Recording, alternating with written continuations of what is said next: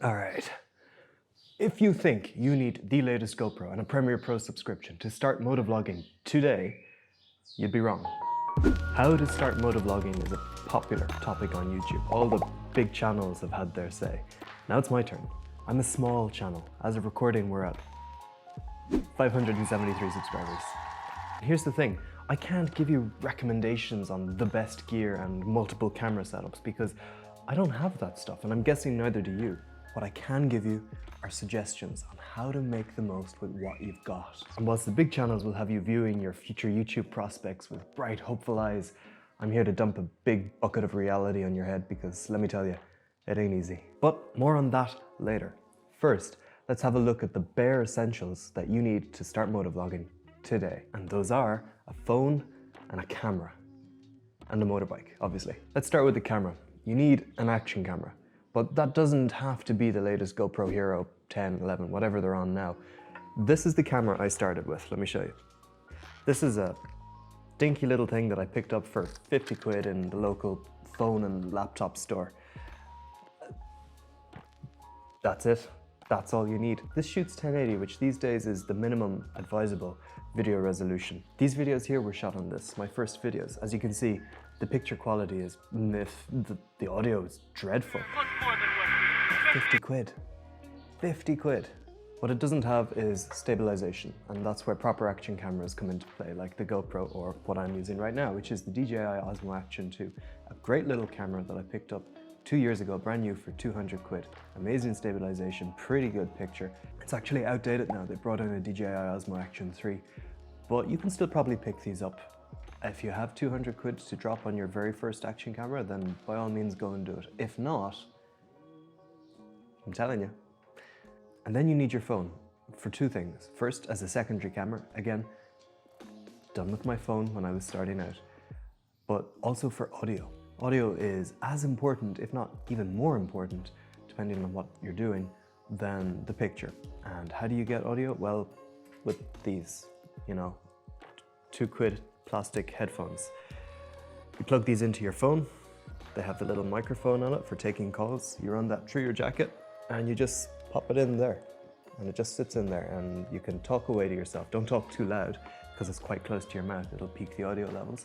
You might have to do some experimentation to balance your speaking level with the road and wind noise that does go through the helmet. But again, this here, that's how I did it, you know? And you can see it in this one with a little piece of plastic or a little piece of foam wrapped around it to act as like a makeshift dead cat. It worked, it did the job for 2 quid. If you don't have the money to drop immediately, then that's as good as anything. If you do have some cash to spare though, you can get yourself a designated audio unit, which is what I'm using right now. This is a Tascam. I have it set up with a lapel mic to pick up this audio. The lapel mic you can also just slot into your helmet, which is what I do, but it's also got these microphones to pick up ambient and environmental sound, which if you're doing anything other than just motovlogs, if you want to capture nature, the sounds of nature, the wind in the trees, the birds, that is a great little tool for it. 100 quid. It takes disposable batteries, but it means that you never run out of charge. Just carry some spare batteries around and you can go on endlessly.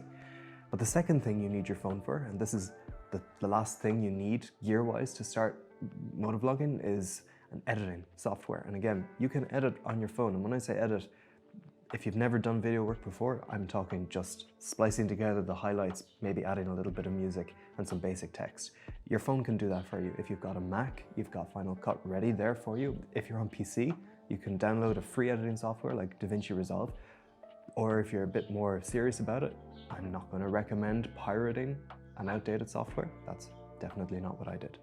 But that's it, that's all you need, a phone and a camera, something to take visuals on, something to take audio on, and something to edit. Some of those you already have, some of them you can get for free, and some of them won't set you back that much at all. But why am I suggesting that you do it this way and not get this GoPro, get this laptop, get such and such and such, get your multiple camera? No, I'm suggesting this for two reasons. First, I don't know why you're thinking of starting motovlogging. If you only want to share your ride with your friends and your family, or just put it on YouTube just for the crack, then that's all you need. A cheap little camera, stick it on your helmet, you've got the best bits of your ride to share. But if you're thinking about starting motovlogging seriously, that is starting a YouTube channel and trying to grow that and all that stuff, then this is where things get a little bit complicated, because YouTube is hard. Now I use that word tentatively because it's not hard in the sense that there's hard jobs, really hard jobs. No, YouTube isn't hard like that, but it's hard mentally, it's taxing, it's energy sapping. So there's a good chance that you will get really excited about what you're going to achieve. You're going to be the next big thing in motovlogging. You're going to run out, buy all the gear. You're going to do a few videos and you'll just run out of momentum and motivation. And then you've dropped a chunk of money on all this gear you're never going to use again. That's why I'm suggesting you start small with only the bare essentials with what you need to get going so that you can get a taste for what it's like. And once you've got that taste, if you like it, then you can start to build. But be aware, the motovlogging scene on YouTube is insanely competitive. It seems every monkey with a microphone and a camera is riding a bike these days and putting themselves on the internet. I'm one of them. So yeah, the competition is fierce, and don't think that having the best image quality or the best audio or the best angles is going to get you your views, because everybody is doing that. What will set you apart is that which only you can bring to the table, which is yourself. I know I'm going away in a bit of a tangent here, but let me just give you a bit of an insight. When you've started motovlogging, you're going to start putting your videos up on YouTube. They're not going to get any views. The first one definitely won't, the second one won't, the third one might get one or two, and it's going to take a long time. It's a long old slog.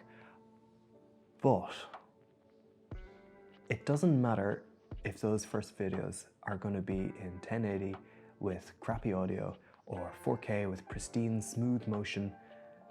Your video making itself is going to be terrible. So the people who do come across your videos, and the fewer yet who actually stay for them, are staying for one thing. They're staying for you. They found something in your presentation, in your personality, in your story that is engaging to them. And they won't really care so long as the picture is watchable and the audio is hearable. They won't care if it looks amazing or looks just mediocre. If there's something in you that hooks them, they'll stick around. And I think that's something that isn't often emphasized. Too much emphasis is placed on looking the best, being the most polished. But in a world where everything is incredibly polished, people are looking for something a bit more raw, something a bit more real. If you can give them that, that's what they'll stay for. And be prepared for the grind. It will take a long time to build that audience. But so long as you don't put too much pressure on yourself and place too much importance on the numbers, then I think you can have some fun. And you need to find your own source of satisfaction and fulfillment if this is what you decide to do. If you're only in it for the numbers and the attention, you're not going to last long.